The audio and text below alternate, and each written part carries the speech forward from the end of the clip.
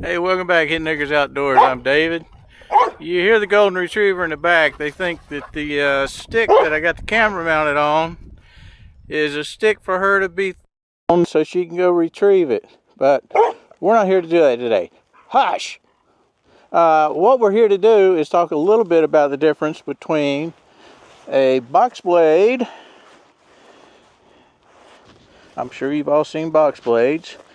It's got a scraper in the front here that does the majority of the work, scooping stuff up. And we've also got, some of them have these on the back so you can push back with it. And you've also got ripper teeth. And this is a pretty heavy duty one. This is a Rhino. And you can see we've put it to a lot of use, including driveway work. But, hush! Crazy dogs. But we've also have one of these everything attachment landscape planes. This is not their heavy duty model, but I assure you it is very heavy duty. And let me throw a dirt clod for this dog before she drives me crazy. There we go. But this has got two scraper blades and they're set at an angle, and I'll show you some video clip on how that works. With the box blade, you move a lot of material. With this thing, all you do is try and loosen up a little bit of the material on your driveway and redistribute it. And the more passes you make, the more gravel that you thought was gone for good, you can actually recover from the driveway, and this will smooth it out and make it look halfway decent. It also has ripper teeth, this particular one, but looks like I've lost a couple of the points off of there, but I don't use those very often, to be honest with you. Once you get your driveway, or anything else for that matter, like you want it, you can use this to maintain it.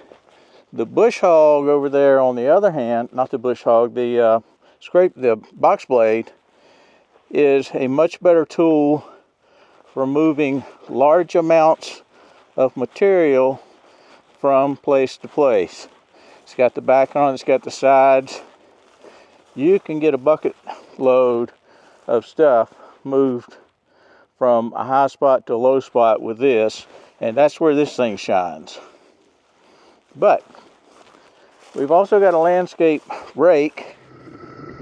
So for a quick visual, this is the plane, and we'll talk about the box blade in a second, and I'll show you a little bit of our landscape rake in action. Okay, here you can see how much material we're actually picking up off of the left-hand side of your screen there and moving back towards the middle of the driveway. So with a box blade, you can carry a whole lot of material from place to place, and in the meantime, it's also filling in any potholes or anything else that you have in the way. The difference now is that we're taking a much less aggressive cut, and you can see we're just smoothing out what we gathered up in the other pass. And there's a little bit in the fast motion to show you, but that's how the box blade. So you can see here that the landscape rake doesn't pick up nearly as much gravel as the landscape plane, which doesn't pick up as much gravel as the box blade. Let's show you something else while we're up here. We've got the backhoe mounted up on the tractor.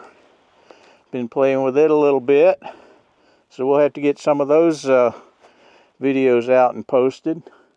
I need to pull it down to up to the shop, the barn here, and grease all the zerks up because it's time, but works good. Now we're just going to run some footage and show you how this land plane works. And I'd already made one pass down the driveway on this left hand side, and now we're headed back up the right hand side.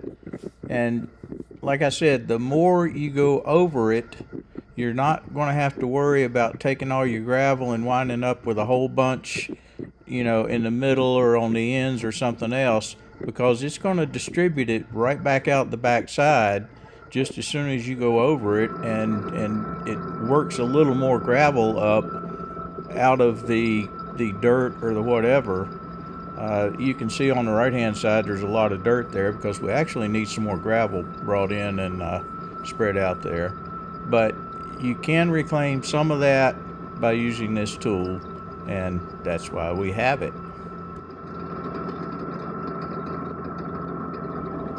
Now I want you to pay attention to the right hand side as we're looking at it of the land plane, and you see how the dirt is coming up to the top and then there's clumps of it that are falling over.